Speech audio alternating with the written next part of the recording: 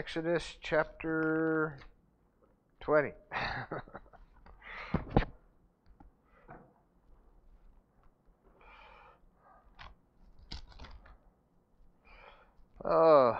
What have we been looking at these past 10 weeks or so? We've been looking at anything in particular? 9 particulars. Huh? 9 particulars. 9 particulars we've looked at so far? What do we call these 10 things there in Exodus chapter 20? 10 commandments. And the world often looks at them as laws, you know, beat you on the head kind of thing. But I think, or I hope that as we've been going through them, you've seen them more as boundaries that God's put on our lives to teach us and to keep us right and to teach us more than a negative type thing. So what was number 1? Come on, final test. Huh? Honor the Lord your God. God first. What's number 2?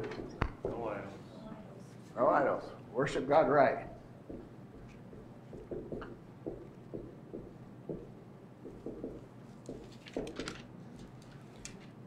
What about number 3?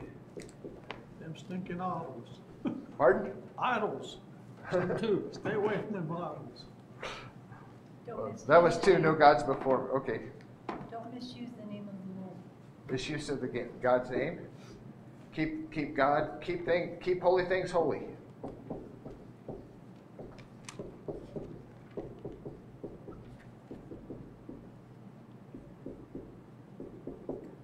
Next 4.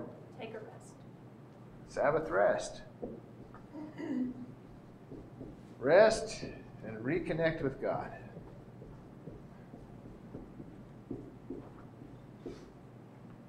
What's 5? Honor your father and mother. All right. Honor the parents. 6? Don't kill people. What? Don't murder. Don't murder. 7? Don't commit adultery. Keep sex sacred. How's that one?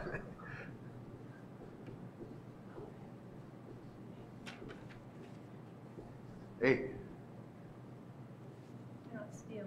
Do not steal. And 9? Don't lie. Don't lie. All right, you guys are doing good. What's the last one? Covet. Do not Leave your covet. neighbor alone. Leave your neighbor alone. Build a tall fence. Do not covet. Is covet a bad thing?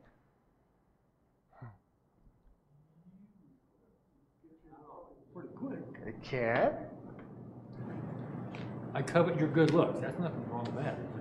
I covet your prayers. I covet a wonderful spouse. I covet children. Are those bad things? I covet a relationship with God. No, covet. What is covet? Desire. It's a desire. It's a very enthusiastic desire, isn't it? It's a burning desire that we sometimes need. So in the Old Testament, about half the time, covet is used in a good way. However, there's an evil side to covet, right? And that's what this particular verse is talking about. Back in 1930, a lady named Henrietta Garrett died in Philadelphia, 1930. Her husband had died in 1895. And somehow or the other, this widow had taken their money and parlayed it into $17 million. And then she dies without a will. Okay? Best they could determine, she had one second cousin way far removed and about a dozen friends. And so when you don't have a will, what happens? It goes through the courts. Over the years, more than 26,000 people have come forward and saying, I'm related to Henrietta Garrett. 26,000 people from 47 states and 29 foreign countries have popped up in court saying, I am an heir of Henrietta Garrett. Be fruitful and multiply. Yeah. So they would perjure themselves. They would falsify records.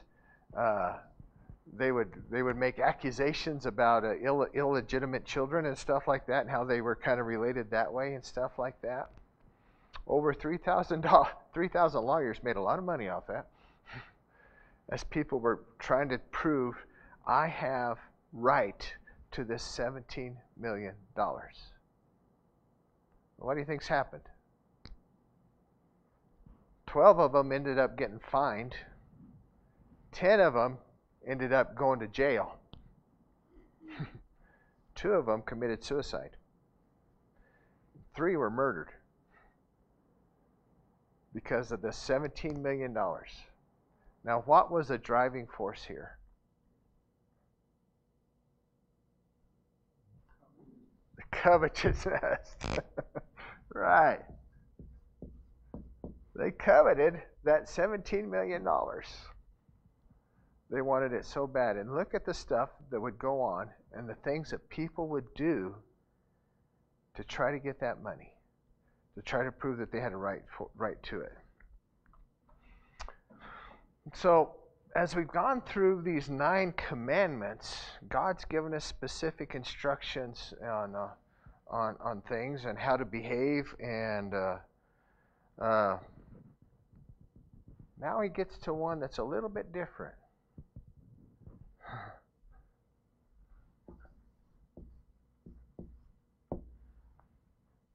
We've talked with these others that what's lying a problem with? The heart. What's stealing a problem with? The heart. What's adultery a problem with? The heart. What's murder a problem with? The heart. And now God speaks right to the heart.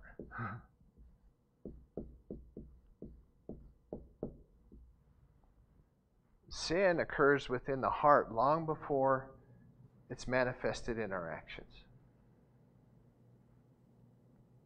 And so this very last one goes right for the heart.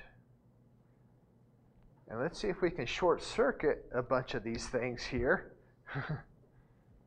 by making your heart right in the first place. So that's what he does. So Dan pointed this out when we were talking about adultery. Let's look at King David. Remember his little sin with Bathsheba? Right? Okay. So, was God first? Nope. Probably was worshiping God right. Probably keeping holy things holy.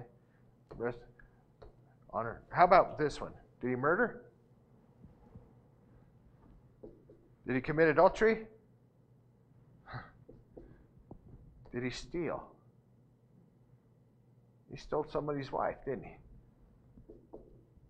Did he lie? Covered it all up, right? We had all these things going on here. So how many commandments did he break?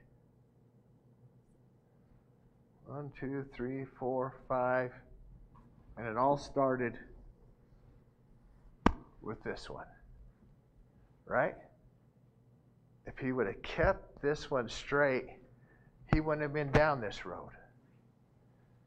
And I think that's what God's coming to us with here. Let's get things straight.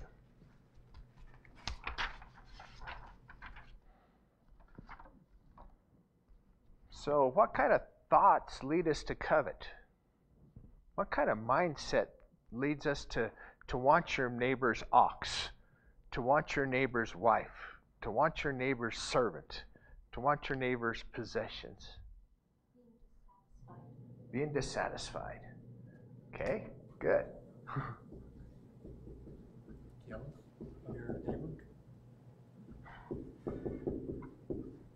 Jealousy. Good.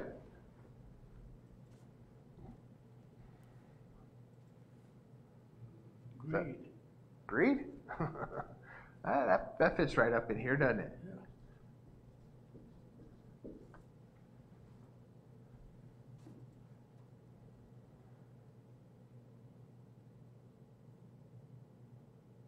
Any other thoughts?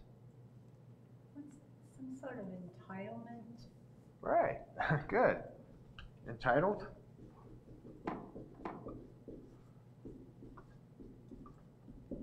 I want life to be fair. Fairs in September. Fairs in September. Okay. So we kind of got this thought that more is never enough, right? I've got myself a little house, but I'm saving up to get a bigger house.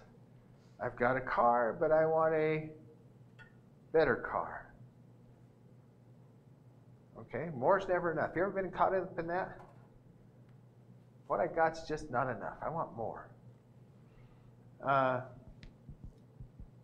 Who's really good at making us feel dissatisfied with what we have? Satan. But what human entity? What human organization? Advertising business. Advertising. Yeah.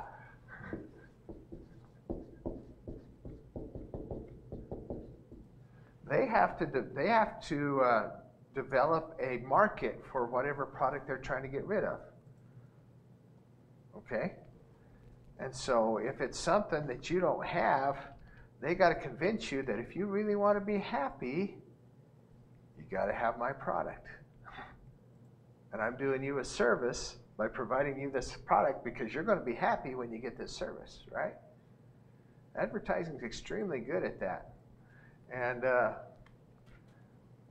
it comes to us in a lot of ways. Well, TV, magazines, sometimes in subtle ways. Just watching a show with no advertisements, where they cut to commercials and stuff like that. Companies will pay to have their products put on the screen there so that you can see them being used and develop a market for it. All right. How about when then thinking? If then. Or if then? When I get married, I'll be happy. When I get through school, then I'll be happy. When I retire, then I'll be happy. And we're so caught up into, I can't have my happiness now, it's going to be then. That's part of covetousness.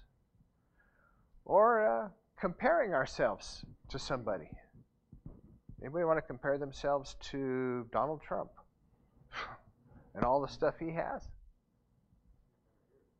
You got better hair. You certainly. I got better hair. All right. We've been doing this ever since we were kids. We would compare report cards. We would compare how we did on the basketball court, right? We were always comparing ourselves and thinking, I'm not going to be happy till I'm as good as they are. I'm not going to be happy till I've got what they've got. Because look, they've got to be happy. They've got more than I do. They got something nicer than I do. And so we get into this mindset that's all based on dissatisfaction, jealousy with what the other person has. We're disillusioned. And the Bible calls it you're coveting when you start doing these kind of things and becoming dissatisfied with what I have provided for you. So, we come to the Exodus chapter 20, verse 17, and it says, You shall not covet your neighbor's house, his possessions, right? You shall not covet your neighbor's wife, his relationships, or his manservant or maidservant, his ox or donkey, all of his business maybe, or anything that belongs to your neighbor. Why? Why not?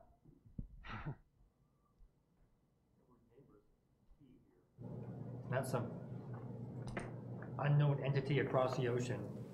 It's the guy you gotta get along with that makes the community work, and so it's just not good for community relations if you're over there looking over his wheelbarrow.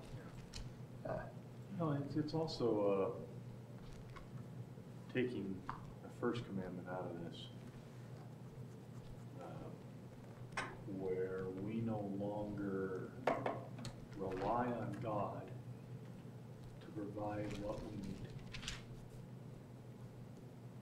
We start to steal that from them. We covet what they have, and in doing that, we're saying, God, I don't trust that you'll actually help me out here.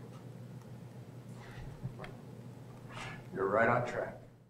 Ephesians chapter 5 puts it this way.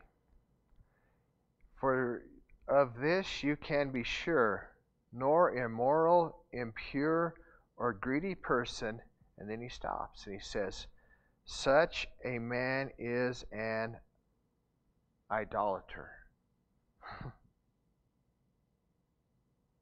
What has become their idol? What has become their God when you're greedy, when you covet? Things. Other people's things, especially. That's come on there.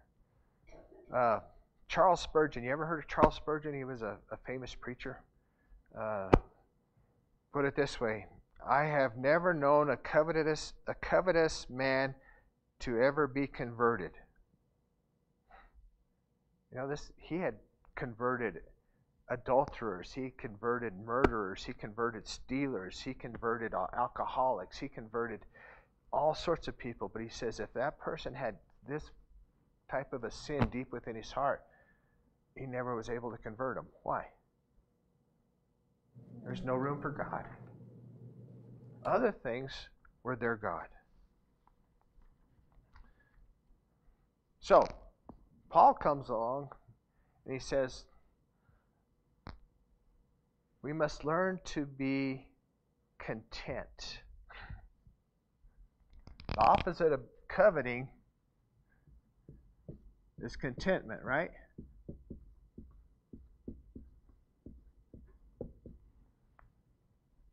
We must learn to be content with what God has given us. Like Dan was saying there. God's given us a lot. You ever stop to count all the things that you have?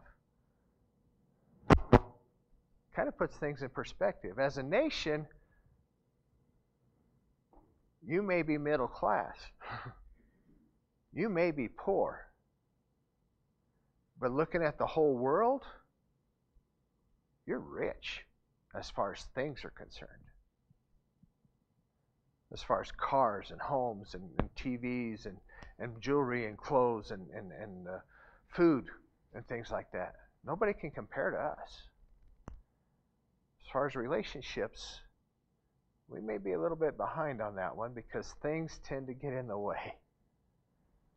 Okay? So go to Philippians chapter 4.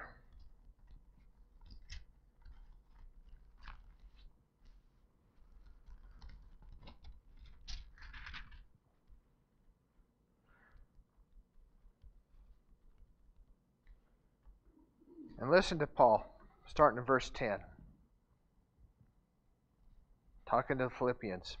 I rejoice greatly in the Lord that at last you have renewed your concern for me. Indeed, you have been concerned, but have had no opportunity to show it. I am not saying this because I am in need. For I have learned to be what? Content, whatever the circumstances. I know what it is to be in need, and I know what it is to have plenty. I have learned the secret. Ooh, you guys want in on a secret?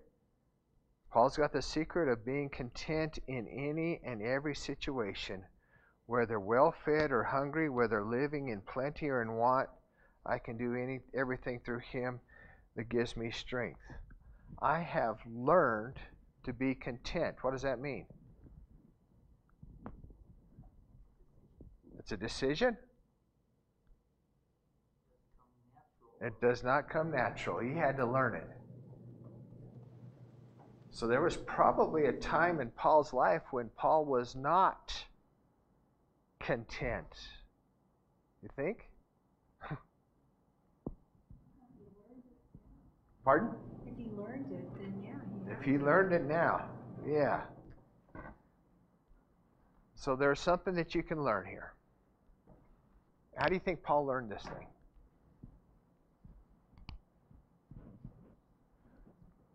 Pardon? Experience, yeah. Relying on God too. 2 Corinthians 10:12, Paul writes, "For we were told we are not bold to class or compare ourselves with some of those who commend themselves. But when they measure themselves by themselves and compare themselves to themselves, they are without understanding." He says, I'm not comparing myself to other people. I'm not looking over the fence to see what they're doing, either spiritually or physically or relationship-wise. And he says, if you look over the fence and look at those people, that's what they're doing. They're comparing themselves with themselves. And he says it is not wise. The word there is a little bit more drastic than wise. He says, it's nuts. Those guys are insane. They're crazy for doing that kind of stuff. So we stop comparing ourselves with other people. And that's going to take care of some of these feelings that you pointed out here, right? The fairness. Fair's in September. Life's not. Okay? The greed. The dissatisfaction. The jealousy. Well, and I don't know why you would choose to feel that way. I mean, it does not feel good. Why would you choose to feel that way? I don't understand. You've nailed it. Advertising. You've nailed it. Why would we choose to feel that way? Because this is a choice, a decision that we make. By comparing ourselves with one another, by saying if or when something happens, then I'm going to be happy. God has set this one here, this commandment here, to give you peace, to give you joy, to give you contentment, to give you satisfaction.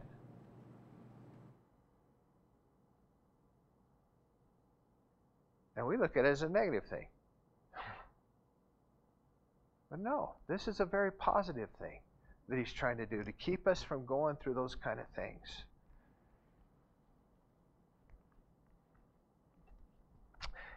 Ecclesiastes 5:19,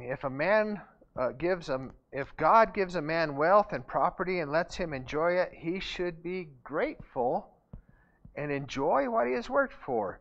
It is a gift from God. So look at those things that you've got around you. Rejoice about those things. Rejoice about your children. Rejoice about your home. Rejoice about your car. And be thankful. What does Paul say?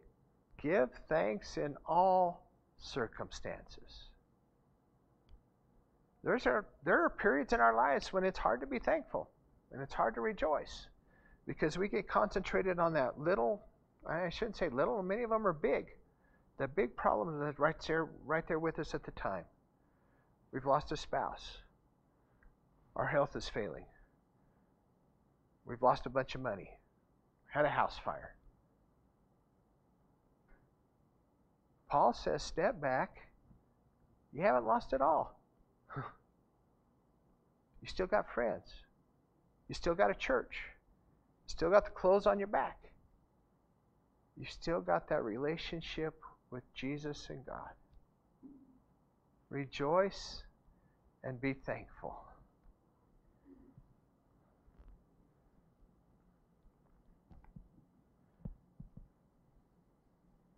Contentment is not the fulfillment of what you want. It's the realization of how much we already have. That's contentment. Then what do you do with it? You got it. 1 Timothy 6:17. Command those who are rich in this present world no longer to be arrogant, nor to put their hope in wealth, which is so uncertain, but to put their hope in God, who richly provides us with everything for our enjoyment. Command them to be good, to be rich in good deeds, and to be generous and willing to share. In this way they will lay up treasure for themselves as a firm foundation in the coming age, that they may take a hold of take hold of the life that is truly life. Do you want true life? You want abundant life? You want a peaceful life? You want a contented life? Learn not to covet. And that's going to make all these things so much easier to follow. What happens if we do covet? What are some symptoms that maybe you've seen in yourself or other people? Of people that are just want or that are greedy and keep wanting stuff that they can't have or can't attain. Not peaceful. Right. We call it worry. Right? There's one thing. Yeah, that's another one. Debt. Jealousy. Very good. Dissatisfaction.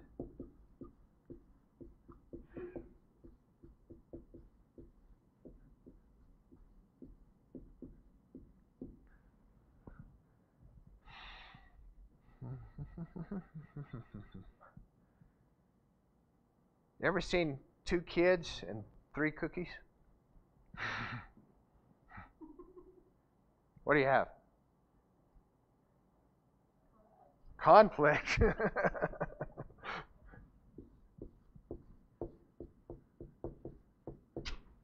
Oops. Conflict. Yes. Good.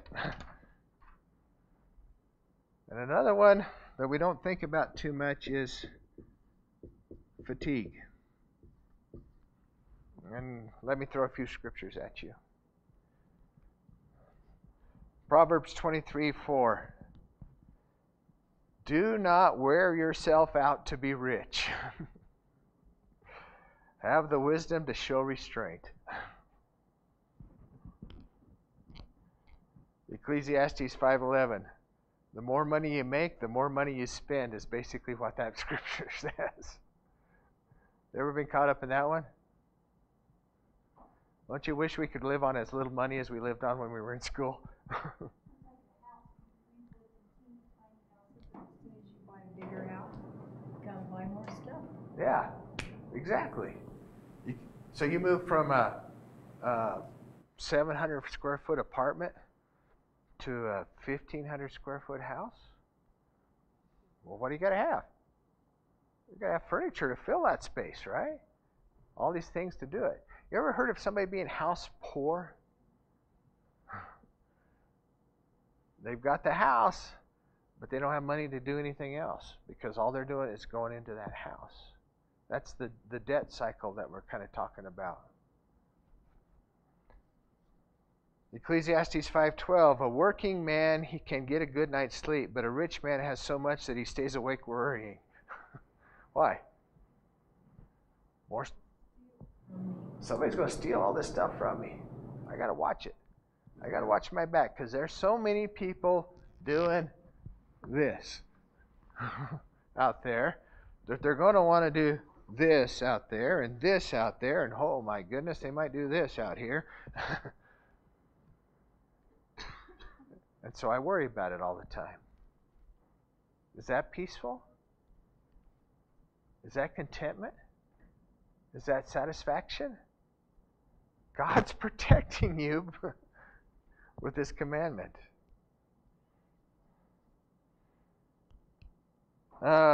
Conflict. What causes conflict and quarrels among you? Don't they come from the desires that battle within you? It comes from James chapter 4. James talks about the causes of conflict. And a lot of them is we're coveting. We're wanting what other people have. There was a story about a Quaker. You ever heard of Quakers? They're kind of like the Amish. They're real simple lives. They don't own a whole lot of things. And he lived in a neighborhood, and this moving van pulled up, and this rich man starts unloading his stuff next door. And he's got all this really fine furniture and these paintings and all the accoutrements that come with wealth and stuff like that. And the Quakers kind of watched them go by and watched them go by and watched them go by. And finally he goes over and he talks to this wealthy man as he's coming in, and he says, neighbor, if you ever have a need of anything, come see me and I'll teach you how to live without it. There's some thought there, isn't there? And dissatisfaction, you will never be satisfied if you long to be rich. You will never get all you want. Ecclesiastes 10:5.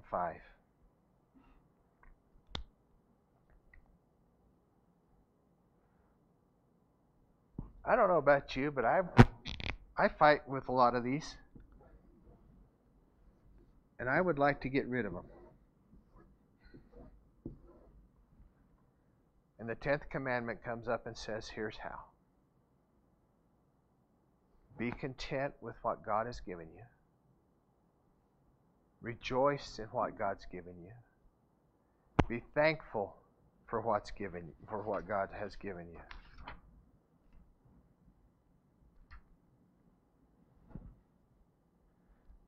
So we'll stop comparing ourselves with other people. We'll share. Generosity. We looked at that as one of the keys to stopping stealing, didn't we?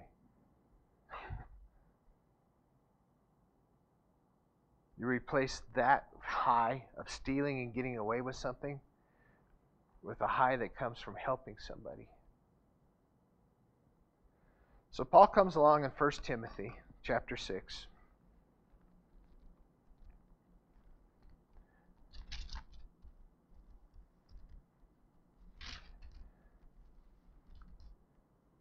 And he makes this statement.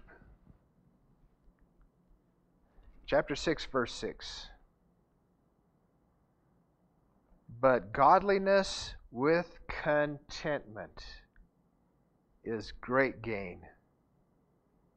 For we brought nothing into this world, and we can take nothing out of it. But if we have food and clothing, we will be content with that. People who want to get rich fall into temptation and a trap, and into many foolish and harmful desires that plunge men into ruin and destruction. For the love of money is the root of all kinds of evil, and some people, eager for money, have wandered away from the faith and have pierced themselves with many griefs. What's Paul pointing at? Way back there to this 10th commandment. Godliness is found in these first 9 commandments. Contentment is found here.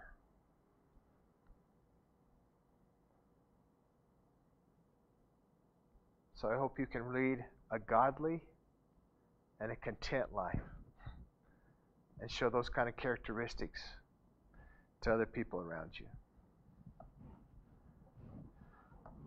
Dan, I think you start next week. And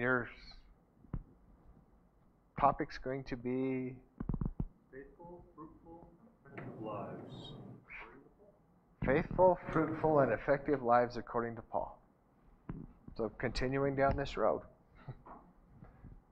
And I appreciate the time and attention that you've given me these past few weeks. Thank you.